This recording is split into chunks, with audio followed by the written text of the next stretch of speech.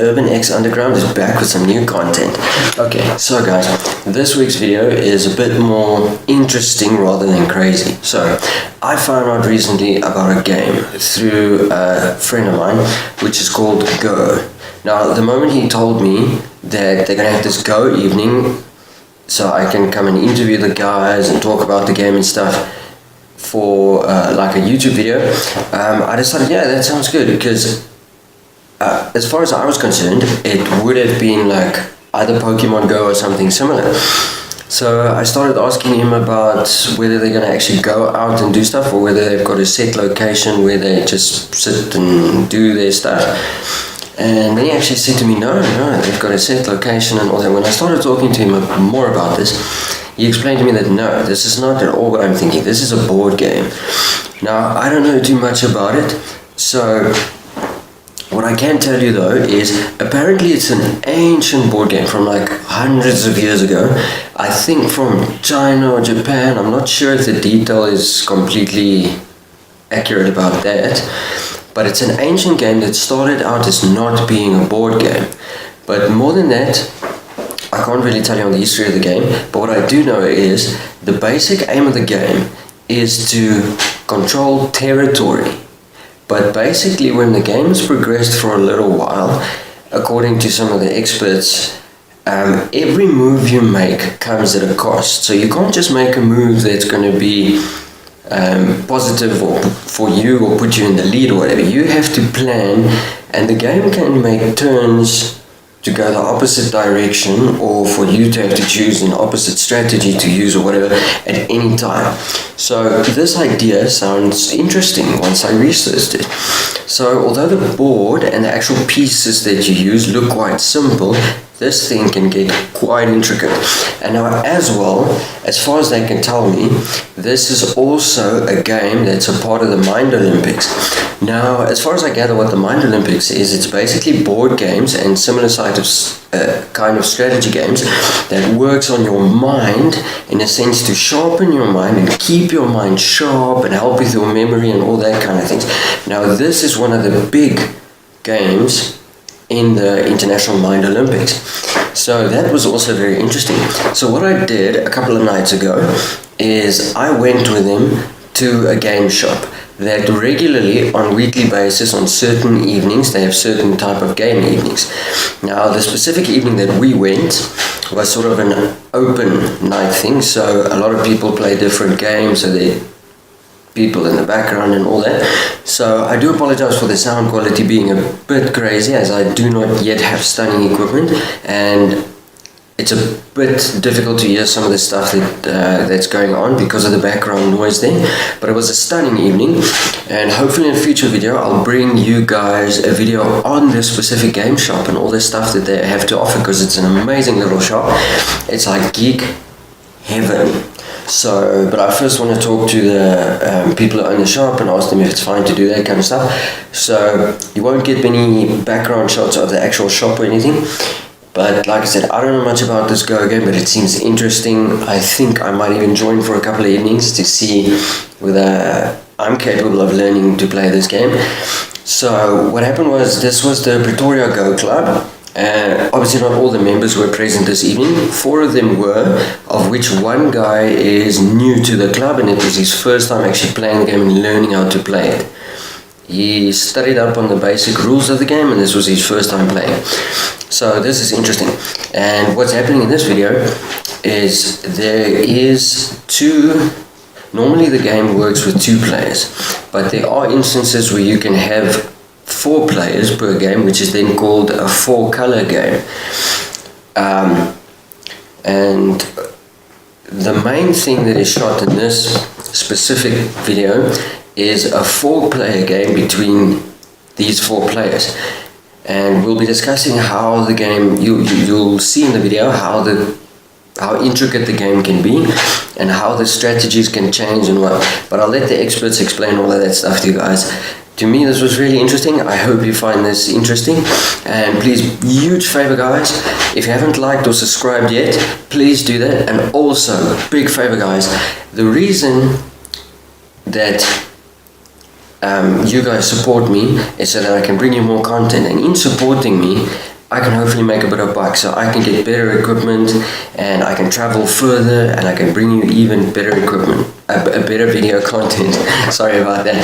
So I can bring you better content and, like I say, raise the quality of the video. So please guys, the only way, because the channel is still new and stuff, the videos are monetized, so please guys, in order for you to support me, click the ads on the video. You don't have to respond to them, they will only open in a new tab. So just let that new tab load, and once it's finished load, you just close it down. And that's it. You have supported me without costing you anything, and you don't have to interact with the ad. Just click on it, close the new tab, the video will automatically pause, and then when you get back to this video tab, you can just unpause and finish watching the video. Thanks a lot for your support, guys. Here's the content. Okay, cool guys. So we're at the game shop for an evening of amazing board games and strategy games. And for this video's content, we're focusing on a game called Go. So at the moment, I don't really understand what's going on exactly, but later on in the video, after the game, I'll have the experts at the table explain what's going on. No, dude, talk if you want to talk. This is a unique situation.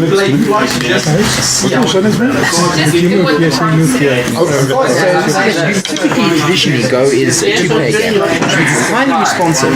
I respond, you respond. So there's a very clear balance between the power and the opportunity present for both opponents. By distributing this way, by having 4 players, there are far more factors in play, and your ability to respond immediately is attenuated. That sounds awesome. So you have to kind of think more long term. Really? No, might then. Perform the scoring steps in the I think that's it. Okay, so you can take those stones if you want to. Or you can take the stones if you want to. So in a nutshell, for the noobs out there, basically, confirmation from you guys, the main point basically is to control territory. Yes. The main aim of the game, but then there's various ways of getting there. What does that mean? You can't use that. Each of your cards from the sport. If you have 9 or more madness. So, okay, because all the viewers out there might think this looks like a basic kind of game, but I can assure them from what I've seen so far, this is not basic at all. It's quite intricate, and it takes a lot of strategy and thinking.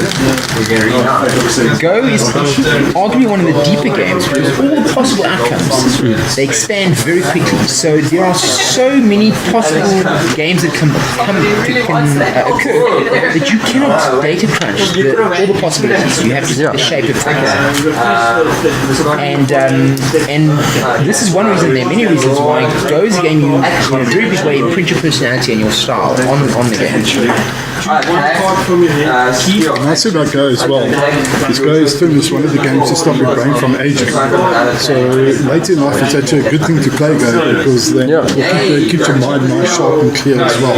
And it's also one of the games in the mind games. So, exactly, that sounds great. And like, I make the assumption, I also make the assumption that sort of through playing this kind of game, it learns you different styles and ways of thinking about things and different ways of strategizing. So you can't just use strategies you would use on normal other games or normal everyday situations necessarily.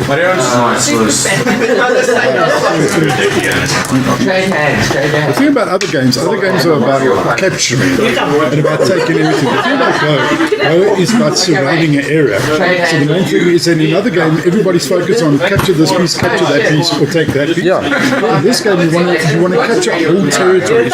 So you can't just look at capturing 1 or 2 pieces. You actually have to look at the bigger game and where the game is actually going to take you in the long run. That's why basically your starting point, you will see at the end of the game, you still have your starting point. And now the whole game progressed around that starting point. Yeah, see, that makes sense. So this myth, or the history has it that Go was first formalized by the first emperor of China to teach his wayward son how to conduct a war. but there's many indications that Go has its roots in earlier divination practices. See, that just makes it so much more exciting. It's like a nostalgic thing that you're delving into. So, if one wants to get very abstract about it, all the ideas, Taoist ideas of yin and yang, of the balance of things, are fundamental to the mechanics of how Go works. Fundamentally, Go is a game about navigating balances. The balance between aggressive or defensive, the balance between controlling space and controlling the flow of the game, the balance between being nucleated and grabbing more and being consolidated. The balance between doing your own thing and not being distracted by what your opponent does, and also being responsive. You've got to have that balance. Yeah, see, that makes sense. You win by playing a bigger game than your opponent. You're seeing the big picture. And the thing is, in a sense, I make the assumption that also further in the game, you're quite reliant on chance, in the sense of you can start with a specific strategy in mind, but depends on how the opponent, or in this case opponents, play, you might not be able to execute the strategy. That's definitely a factor. But on such a large board, such a large number of micro scenarios, if your strategy is superior, eventually that will accrue you more success. You'll lose some, you'll win some, but in the long run you'll win more if your strategy is better. Okay, cool. Poker, you have to play the long run. Yeah. Oh, sorry. Yeah, they've all just ganged up on me. Atari?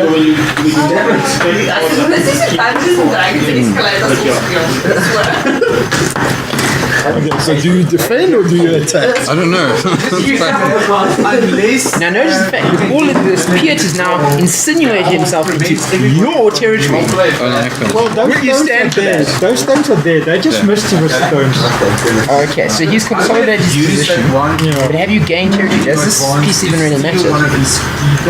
We'll find out later. You need to say, so he's consolidated the microscenario. So, but that could help me to cut you by playing there. Possibly. And that could cause chaos to you. But I can also take Piet's stone and remove much of his influence. Mr. Freeze is gone too. That's fine. It's all Okay. We can get rid of Harlequin too. And now, just for you viewers at home, I've never known about this game until a couple of days ago, so this is interesting. Let's get you a top view of what the board looks like, No, poison ivy is there. just to put it in more perspective.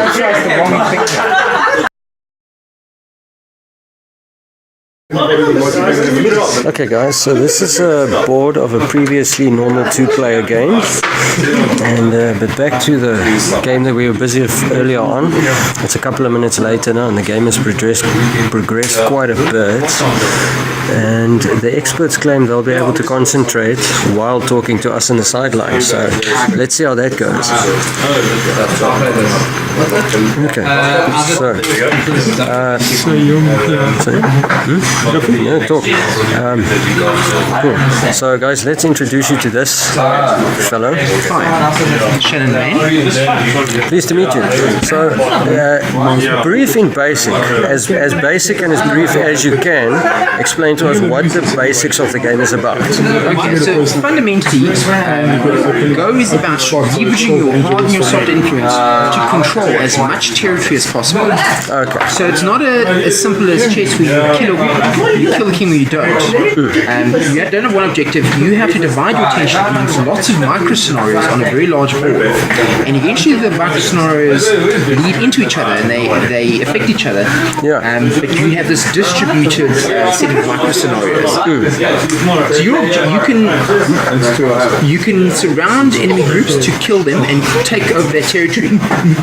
But what you really want to do is try to control the whole space, so the whole scenario ends up playing in your favor. So you can surround enemy groups to kill them, or you can needle in to divide the territory, or you can throw pieces behind enemy lines and try to have them survive. Small enclaves behind enemy lines to remove their territory from your opponent. Okay, that makes sense. Fundamentally, this is a game about balance. Balance between being offensive and defensive, between controlling the space, controlling the flow of play through keeping initiative, between rigidly sticking to your own course and not being distracted by what the other opponent does, and being responsive and fluid in accommodating what the situation is.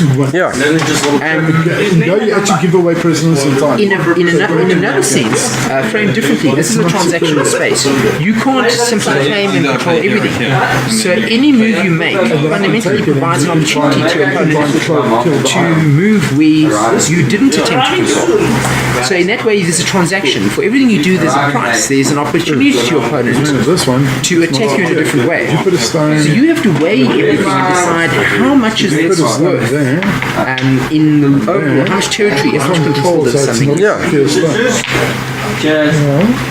Thank you very much. Good night. Thank you. One of the things that makes Go unique is that because it is such a large space, and it's so empty in the sense you can place a piece in the middle of nowhere without immediate context. You have to think very far into the future. You're essentially planting seeds. In fact, you can think of them as two phases. You start the game by laying down your influence before you actually take direct action. And then in the second phase, you leverage that influence that you've now laid out to execute maneuvers. One moment. No problem. Life complicated for him. But you can Okay. continue with your... Also guys, just a quick note. As you would notice on the board, like he said earlier about dividing the space and that kind of stuff, as you see on the board, sort of an example of that is all the four opponents, as you see black and green is on the far end of the board, busy sort of with their own little battle there, although green has moved a bit to their side, and then blue and white is on this. So it's sort of almost like two battles in one game, one play. Still four opponents playing all against each other. And you'd even hear white has made inroads on both sides for green and for black. So this is a game about territory. There's a lot of fighting, but the point is territory. So you will see white is plotting to surround an area over here. Black is surrounding this area. Green has got this bit on the side. This is probably white's bit. And over here, there's this huge battle between whether or not this green group lives or dies. Okay. That's basically what's happening in this overcomplicated situation. So on one level you have to be detail intensive and focus on the fights that you get into. Yes. But you can't win everything, so you also have to take a helicopter view and see the big picture. Sometimes the most important thing is laying down influence to have more control of the larger scenario, even if you lose some of those smaller scenarios. Okay, that makes sense. Okay, do you want to say something, Brett, since you already moved? So just to that context, Brett is the leader or chieftain of the Victoria Go Club, a very important position here. I'm not the leader of the chieftain, but these are our two best players. Peter's actually gone over to Japan to go to Go school, to learn how to play Go properly. That's where we've got this beautiful four-color Go game that we are. That's awesome. Which is turning out to be quite a bit of. If I had hair, I'd probably show you off right now. It's turned out to be a real. I've never played a game like this before, where the strategies involve all four colours. This is poor Carl's first game, and he got thrown into the deep end, and he's doing very, very well. Although he does have some expert help from our two top Go players. But most things in life thrown on the deep end, that's how you learn the best. It's the hardest way, but the best way to learn. So you have ideas in your head about how things work, but you now get you put them into practice, and you very quickly divide what really works and what doesn't work. I must say, this is a very fun game. I actually haven't played such a fun game for a long time. So it's very interesting. And the Japan Go School experience, how was that like? It was fun. It was a bit. I went there to play in the first Japanese. There was the tournament open for the third world. And I did quite a bit of sightseeing as well. That's awesome. Did you ever expect? Did you know about the Go School there, or for long, or was it sort of before you went, like a recent find out about that? It was fairly recent because I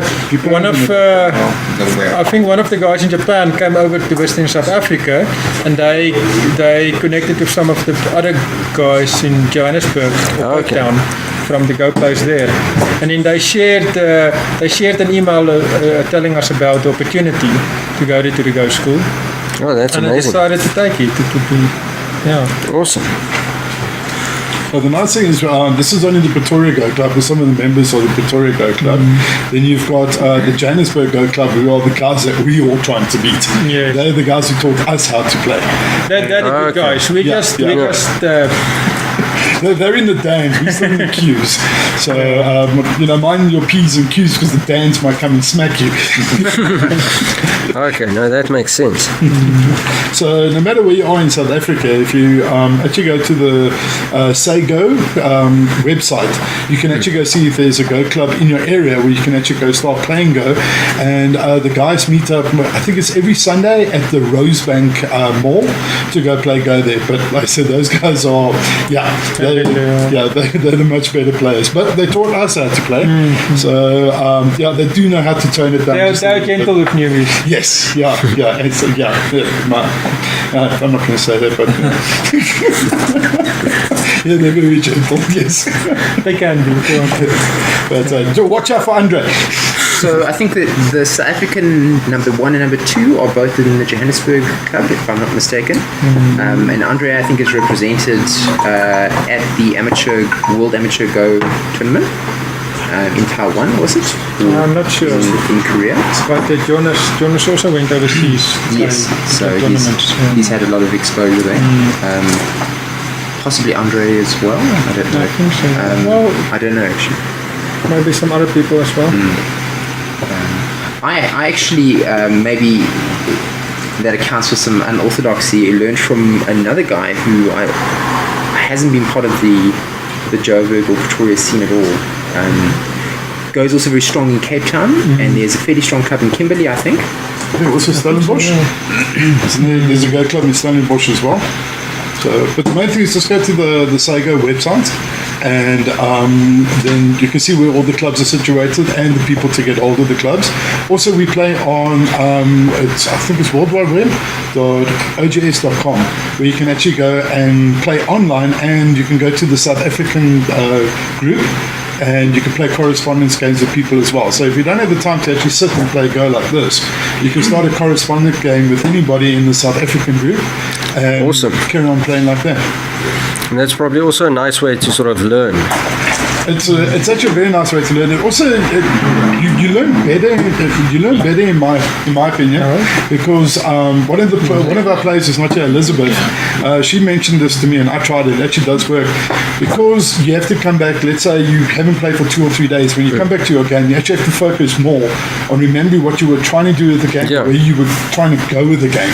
So you actually learn faster, and it's more of an intense experience. Yeah, and also I believe you're probably less stressed because you're not staring someone in the face. Kind of a thing. You're in your own comfort zone. Yeah, it's a lot like playing poker online. You can't see the person's poker face, so therefore it's a lot easier if you're trying to bluff with somebody. But if you play, I would not recommend doing that against a stronger player, because they would probably see it. We have a saying, Go, if you think the other player is not going to see it, he's going to see it. So don't do it. I've learnt this many occasions against Piet. So, but the nice thing is that if you can't make it up to a Go club and you can't get to a place like this to come and play Go, just go to the OGS website and to join the SA club, and you can play with the rest of us. Awesome. Okay, so I think I'm running out of time here, guys. So just quickly, if you are able to, like I said, I don't understand too much of the game, but after this video I will. So is there any way for the viewers that you can sort of explain at the moment who's sort of in the lead or who's behind, or if possible at all? There's a lot going on, depending on who wins this battle. If Black manages to kill all of, because Black is trying to kill all of these green stamps. If Black manages that, then I think Black might even be in the lead. And he has a very strong position. He started off with a very conservative expansion, which gave him very strong structures here, which are hard to counterattack. Remember the point of the game is to control area. So there's a whole area over here. All of this pretty much belongs to Black. If Black can kill this group, because now there's a huge fight and we don't know who's going to. Now Green has two problems. He has behind. White has thrown an enclave behind his territory. He has to deal with that, and he has to deal with this. But he started off very expensively, trying to grab a large amount of territory. So here we have a counter position where you see Green is trying to insinuate itself behind this micro territory of White, just as White is trying to insinuate itself behind the Green's territory. Here we have two colours that have strongly contested the same space. So rather than trying to be dividing and focusing on our own niches, we both just raise the stakes and raise the stakes on the central territory here. Okay, that makes sense. When the lecture concludes, it's going to be one massive fight that is going to be happening in that area. So, but we've both secured our groups enough that none of us are going to die outright. It's very unlikely. We're just going to probably kill off parts of it and then find sub-territories that we can now control thoroughly. Awesome. Yes. Cool, guys. I think that's a wrap for now. And then thanks a lot for all of you guys for participating in this. Any last words from you guys for newcomers that might be interested after the video? It's very easy to become intimidated when facing up against a harder player, but it can be a very enriching game, and you can learn a great deal, engage you go at whatever level you find yourself. I find that the way you make decisions in the real world, you find those same processes playing themselves out in a way that is easier to trace out in the Go world, and it's an invaluable tool for exploring yourself and how you make decisions and engage with all kinds of things that can be represented on the Go. Awesome. Right, that's all from my side. Cool. What I want to say is grab a friend and come find a Go club and come play. The more you play, the more fun you have. Awesome. Thanks a lot, guys.